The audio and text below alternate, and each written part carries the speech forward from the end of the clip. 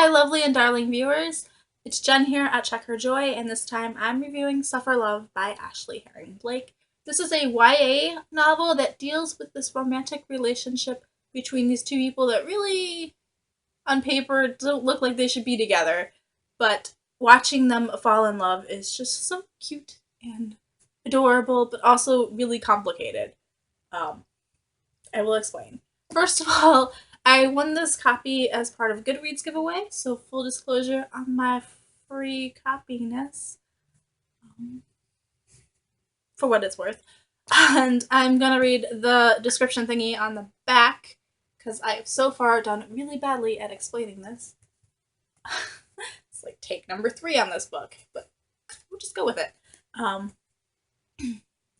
Hadley St. Clair's life changed the day she came home to a front door covered in slips of paper, each of them revealing the ugly truth about her father. Now, as her family falls apart in the wake of his year-long affair, Hadley wants everyone, her dad most of all, to leave her alone. Then she meets Sam Bennett, a cute boy who inexplicably feels like home to Hadley. Hadley and Sam's connection is undeniable, but Sam has a secret about his family that could ruin everything. Funny and passionate, Suffer Love is a story about first love, family dysfunction, and the fickle hand of fate. So this book starts off with Hadley having found out that her father had had this affair. And she's the one who comes home and discovers the door completely covered in paper. And each one of these little notes says the same thing about your dad screwed my mom, basically. I don't remember exactly what they say, but that's the gist of it. And Hadley is just kind of stunned. And then her mom comes home and Hadley doesn't even know what to say. And then her mom is just completely heartbroken. And then when her dad comes home, things definitely change. So this book starts off in a new town. Hadley's family have moved from Nashville to this suburb in the hopes of kind of just starting over and maybe finding a new normal after this giant thing happened with her dad cheating on her mom. And the way they found out definitely did not help the situation. And Hadley's family is kind of just stopped. Her dad is trying really, really hard to kind of connect with her again. They used to be incredibly close, but now Hadley feels absolutely betrayed by him and just shuts him out. Anytime he proposes doing something, she just tells him no. They have forced family dinners where they don't talk to each other. And the mom has also completely shut out everybody else in the family, not just the dad, but she's also not talking to Hadley about it. And so Hadley's family life is very strained. Because she's moved to a new town, she also doesn't really have many friends yet. She has a really close friend, Kat, who knows her, and Hadley also has kind of this reputation with the boys. She wants this connection to somebody, but doesn't know how to go about getting it because she's also afraid to become emotionally involved. Hadley's also afraid to become emotionally involved with a boy after what her dad did.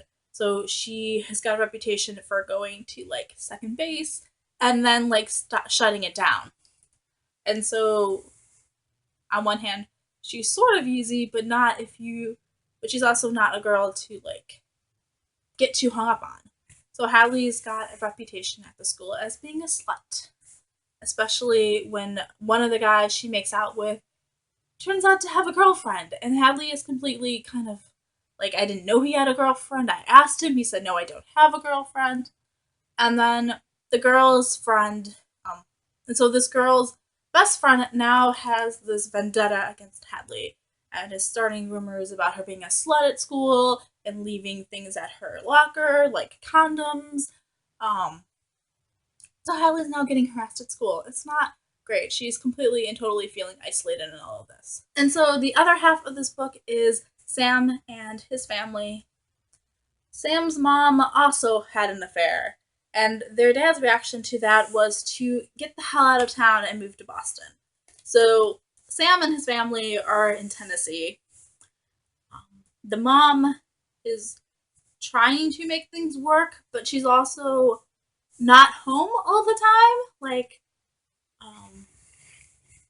She's there and she takes a more active interest in her children than Hadley's parents do, but she's also not physically there all the time. And so Sam is very much taking care of not only himself, but his younger sister, Libby.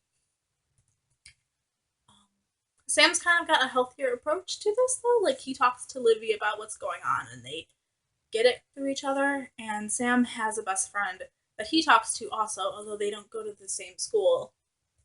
But at least Sam has this group of friends who get him and know what's going on. And when he sees Hadley going through the same thing, he tries to talk to her about it. And he feels bad for her and tries to make it better and kind of defend her. And the two do start forming this relationship and start to slowly fall in love. And it's really cute and adorable. But Sam also has the secret that he's trying to keep from Hadley, or rather doesn't know whether or not he should tell her. And that's the fact that the person her dad was cheating on was his mom.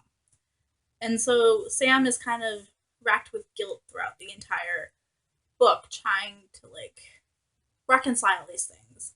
Like, he wants to be part of Hadley's life, but he can't deal with Hadley's dad. And he also doesn't know whether or not to tell her. Like, is that going to cause her more grief or not? To know that, it was his mom who broke up their families. So what drew me to this book was the title, Suffer Love, which comes from my favorite Shakespeare play, which is Much Ado About Nothing. And I am a huge fan of Shakespeare, so I was super in love with this book. Sam and Hadley get to know each other when they're working on a project for school based on Much Ado About Nothing. So, so excited by that. And the book also makes several references and parallels to Much Ado About Nothing and Romeo and Juliet. I feel like there's other Shakespearean plays mentioned in here and referenced, but those are the main two.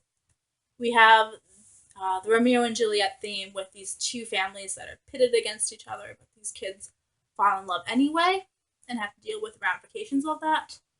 And then in Much Ado About Nothing, we have this shift in the relationships between Benedict and Beatrice, who are both very much against love, and they weren't going to fall in love, and they don't want to get married, and then slowly, throughout everything that happens in the books, they do fall in love. Analysis of Shakespeare in this book. I so totally love it. This was the perfect book for me. I love it so much. So if you like romantic teen books that are a little bit more complicated, this is awesome. This book never reads like it's never too complicated that you can't follow what's happening, but it does have allusions to bigger things, and they definitely struggle with these emotions and what they should and shouldn't do, what's going to make somebody else's life easier or not. Also, I love the character development of Hadley and Sam, but we also get to see Livy, the younger sister, evolving, as well as getting to see how this affects their best friends. There is my review of Suffer Love by Ashley Herring Blake. I totally recommend checking it out. Yeah. Peace out. I love you guys, and keep reading. Bye.